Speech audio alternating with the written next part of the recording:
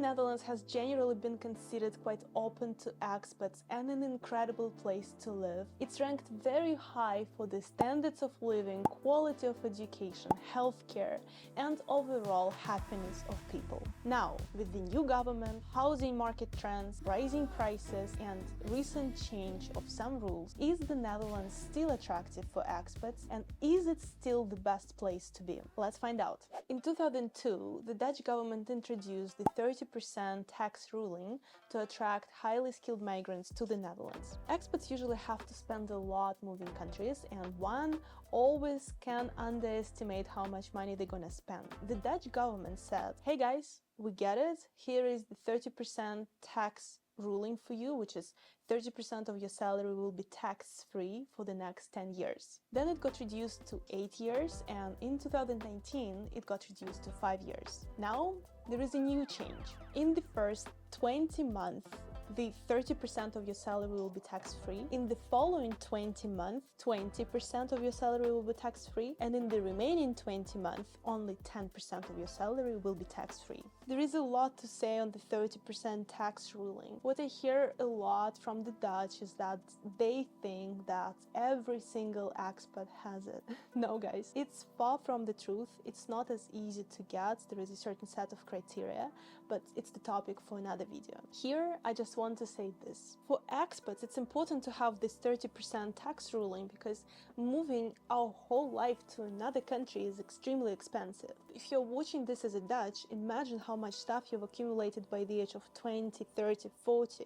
And besides big things that you can think about, such as washing machine or dishwasher, there are a lot of smaller things that still cost a lot. Like you go to buy an iron, set of pans, and a blender, and that's already gonna cost you like 1,000 euros. On top of that, we want to fly home to see our families, which is also not cheap, especially after COVID, that ticket prices just skyrocketed. Having said that, I would not be surprised that a lot of highly skilled people that the Netherlands could benefit from would be put off by this change. Another change that has been discussed for ages now is to increase the Dutch proficiency from A2 to B1 if one wants to get their permanent residency or Dutch citizenship. If you are not from EU, you need to have a reason to be in the Netherlands, which usually can be either of three.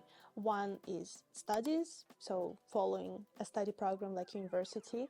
Two is your job, and three is your partner. This means that you're totally dependent on either of these three to stay in the country. And if you're losing your job, or if you are struggling a bit to complete your degree, or if you break up with your partner, you're not only losing the person or the prospect of having the degree or your job, you will be kicked out of the country where for some of us our whole life is here. And if you want to change that, you need to either get your permanent residency or Dutch passport. Again, there is a whole set of criteria you need to fulfill in order to have a chance to get either of the two, but it's another story, and in the scope of this video, we're just discussing the language proficiency. I strongly believe whether it's A2, B1, I really think that we as expats need to make an effort to speak Dutch because I mean, hey, we're in the Netherlands. They're also discussing to make it harder to get a Dutch passport, and this concerns not only your Dutch proficiency, which we just discussed, but also the duration for which you need to live in the country. Currently, it's already quite challenging, and I know that a lot of people think that the Dutch give away Dutch passport just like, I don't know, flyers at the train station, but it's not like this. So let me give you a gist of what the current process looks like. First, you should not have any gaps in your residency. Let me explain what this means. I came here as a student with a student visa. Then when I started working, I needed to apply for a work permit. If I apply for work permit one day later than I'm supposed to, this one day is considered a gap in my residency. To apply for a Dutch passport, you need to live in the country for 5 years, and basically if I have this gap, the 5 years for me would count not from the moment I came to the Netherlands as a student, but from the moment I started working because of this one day. So it means that you always need to be alert and pay attention for this like admin legal stuff. Then once you've applied, you have to wait for 1 year for them to make a decision. There is a lot of complexities when it comes to getting your Dutch passport, and of course I haven't listed all of them because I don't believe it to be a part of the video, but I just wanted to show that it's already not as easy, but they are thinking to make it even harder. I can imagine that it will be a huge turn off for a lot of non-EU people, especially non-EU, because as I explained earlier in the video, non-EU people have to live with a lot of uncertainty for 5 years, and uncertainty causes anxiety and stress, so it's quite difficult.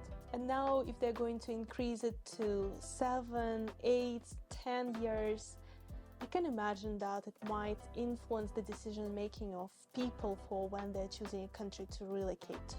A quick note here, I'm saying Dutch passport, but this change might also apply for a permanent residency. Another thing that we should discuss is how prices skyrocketed in the Netherlands. If you look at the graph by CBS, it shows how prices increased each year by 10% for the past few years. It would have been fair if our salaries also got indexed accordingly, but I know very few people whose salaries got adjusted by a significant percent.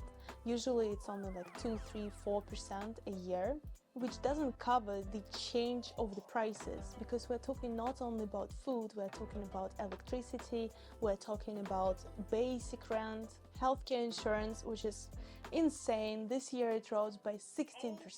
I doubt that I have anyone watching this video who would say, yes, my salary this year got indexed by 16%.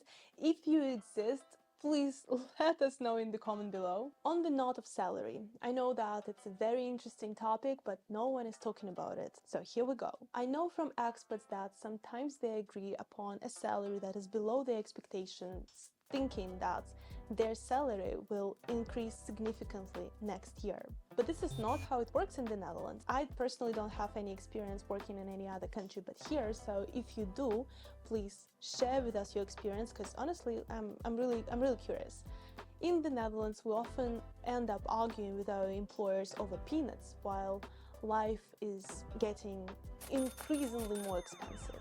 And a lot of expats share that getting a significant raise in the Netherlands is nearly impossible. The healthcare system got privatized in the Netherlands around 20 years ago with the intention to provide a better quality healthcare in the Netherlands. I am not the right person to judge whether it was successful or not, because I don't know how it used to be before, but a lot of Dutchies I talked to shared that this attempt has drastically failed.